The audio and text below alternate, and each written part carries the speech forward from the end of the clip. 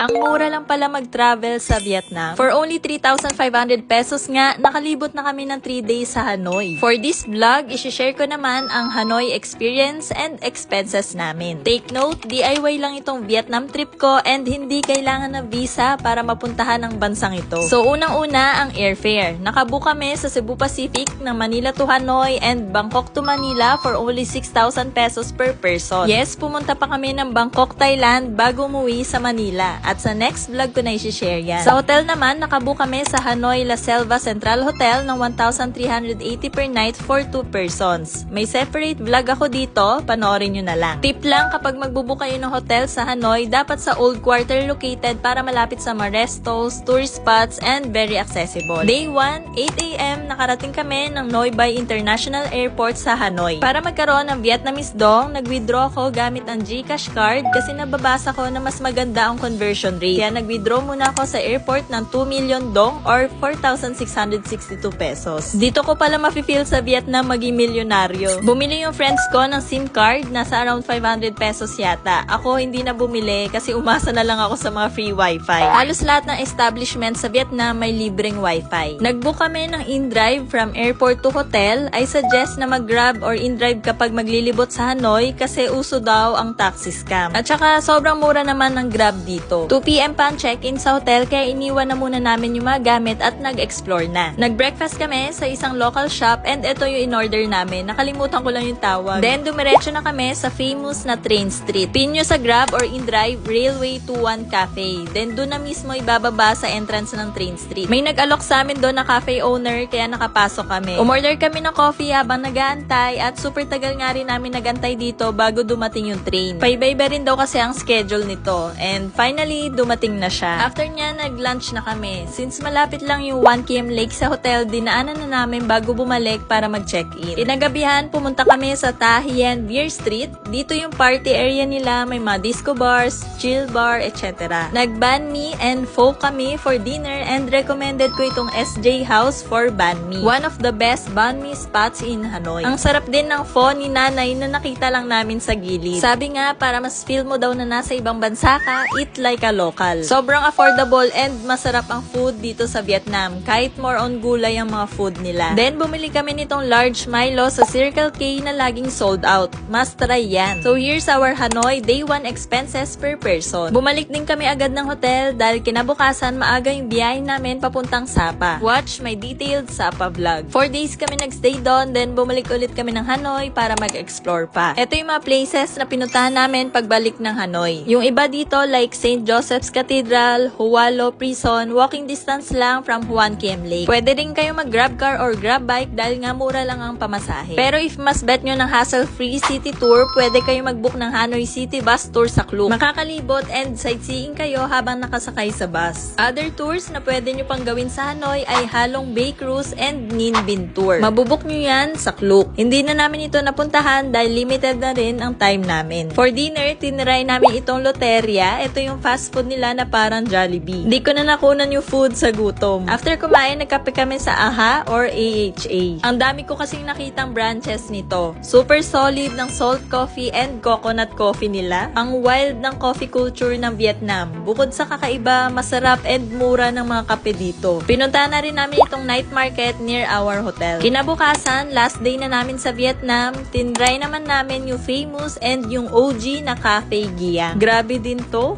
Top tier ang egg coffee. Sinasabi ko sa inyo, kapag nasa Hanoi kayo, wag nyo itong papalagpasin. The best. Then, nag-grab na kami pa airport para sa flight namin to Bangkok. So, ito yung lahat-lahat na nagastos namin for our 3 days in Hanoi. O, diba? For less than 3,500 lang, nakalibot na kami sa Hanoi. Then, ito naman ang total expenses namin for our 6-day Vietnam trip, including Hanoi, Sapa, airfare, and travel tax. 23,399 pesos per person. Pwede pa yung bumaba or tumaas depende sa preference nyo. You don't need to spend too much to explore Vietnam. So far, ito yung cheapest destination in Asia na napuntahan ko. Sobrang underrated ng Vietnam pero they have so much to offer. Sana nagka-idea kayo if ever na may plan kayo pumunta rito. Watch nyo na lang din yung other Vietnam vlogs ko. Baka ito na yung sign na matatakan yung passport nyo. And see you sa next gala. This is Shanice, your runaway girl. Bye!